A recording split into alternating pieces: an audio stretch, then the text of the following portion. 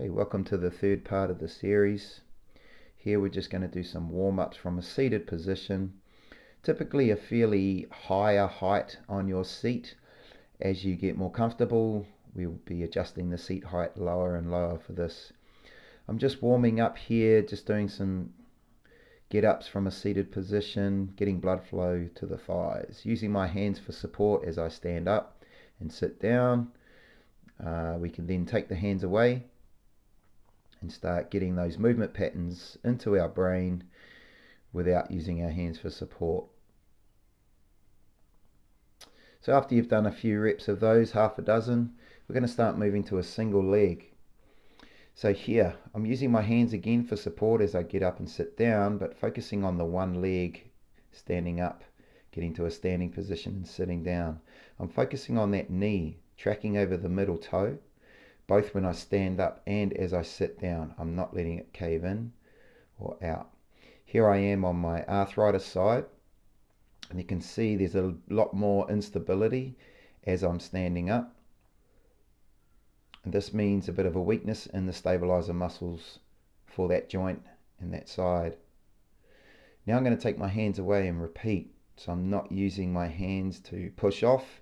It now becomes a lot more quad dominant to actually drive up to a standing position.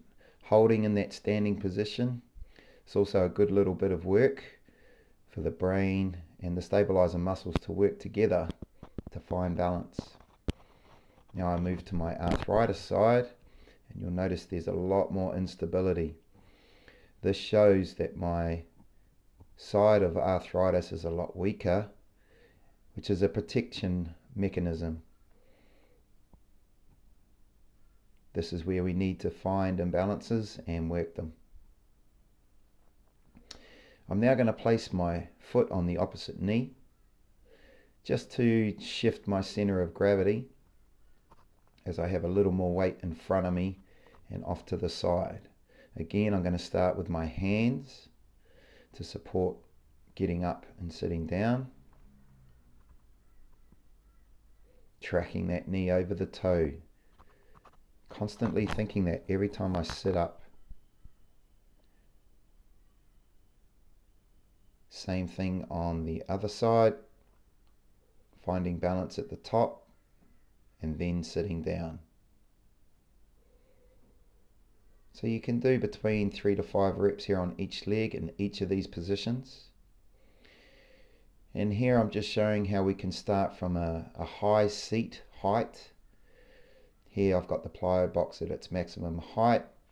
If you are lucky to have a adjustable seat height like a kitchen stool with a pneumatic valve where you can adjust the height, then start from a fairly high position and then work your way down and perform these different regressions and progressions of actually just standing up and sitting down using the one leg, using the hands for support and then taking the hands away.